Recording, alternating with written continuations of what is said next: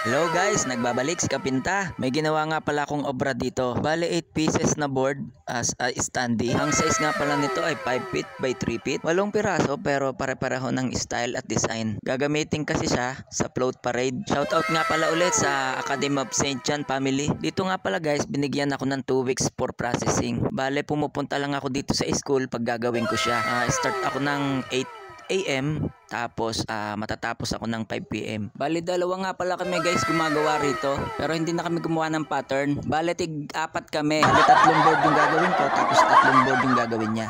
Sa mga materials naman guys, gumamit lang kami ng flat latex white.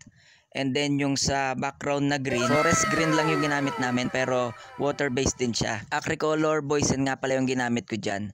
Boysen, baka naman! And every time na magkakaroon sila ng float parade, ako yung tinatawag nila. Bale, regular artist na din ako ng Academy of St. John kasi ako yung gumagawa ng sash nila tapos mga backdrop sa school. And then pag may mga event, mga kagaya ng banner, lettering sa styro, standee, at kung ano-ano pa. Isa nga pala ito sa pinakamadaling ginagawa namin. Sa mga mural, may mga time na mahirap at madetalyo yung mga pinapagawa.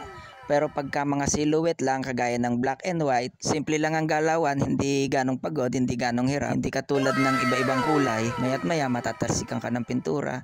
Unang-una sa paghahalo at pagpahid ng iba-ibang kulay. Kaya naman nagtatalsikan din minsan sa t-shirt kasi pag magmi-mix ka and then sabay hugas ng brush, minsan hindi naman naiiwasan din talaga yung mga talsik ng pintura. Lalo na pagpaspasan ng gawa. Yung mga overhead na gawain, mural na lagpas tao, at yung mga ginagamitan ng hagdan, ay ayan, sigurado yung mga damit nyo puro talsik ng pintura. So pagka ganon, minsan nagkakapote kami pagka kailangan na presentable ka, kagaya pag hotel ka gumagawa, kailangan presentable yung damit mo. So ang gagawin namin, magkakapote kami pagka magpipintura na. O kaya apron. Basta hindi kami nagsusot ng mga puro talsik na pintura na yung mga dating pinaggamitan na. Kasi minsan sa hotel at saka sa mga restaurant, minsan ay yung madadaanan mo, syempre kumakain o kaya ay presentable yung mga suot. Nakakahiya naman ang suot mo ay yung mga talsik ng pintura na yung pinagamitan na. Okay, ayan na yung nagawa ko. Bali 8 pieces. Iba nakahiga pa dyan kasi pinapatuyo pa. Maya ipapakita ko yung last look. Sa mga white nga pala, hindi yan makukuha ng isang patong. Kailangan na 2